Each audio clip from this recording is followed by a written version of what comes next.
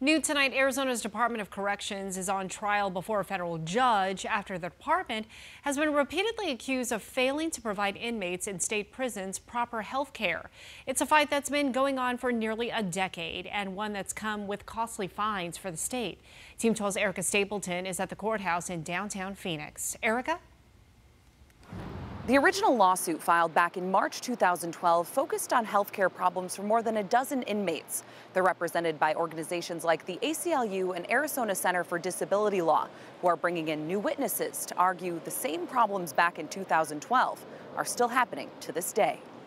It's a real tragedy that we've had to come to where we are now today. Corrine Kendrick, deputy director of the ACLU's Prison Project, has been on this case since it was first filed in 2012. The class action lawsuit detailed problems with medical, mental, and dental health care, like some inmates not getting care or treatment quickly enough. It also highlighted concerns for inmates in isolation. One example 12 News profiled back in 2014 was Tony Lester, an inmate with schizophrenia who died in his cell after cutting himself with a razor. He'd been on suicide watch before, and the lawsuit claims prison staff didn't go in to help him in time. His aunt calling for change back then.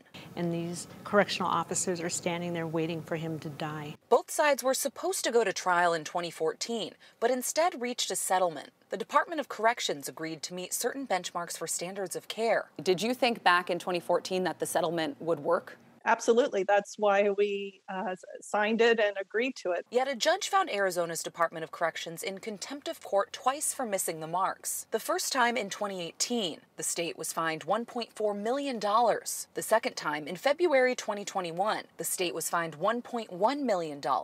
Arizona's Department of Corrections said it couldn't comment on pending litigation, but court records show they've blamed contracted care providers and COVID-19 as some of the reasons for potential problems with care.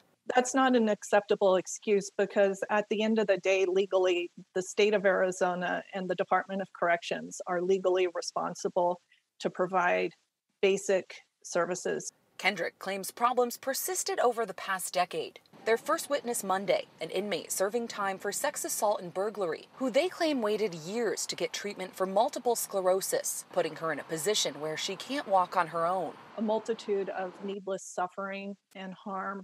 In Phoenix, Erica Stapleton, 12 News. Erica, thank you.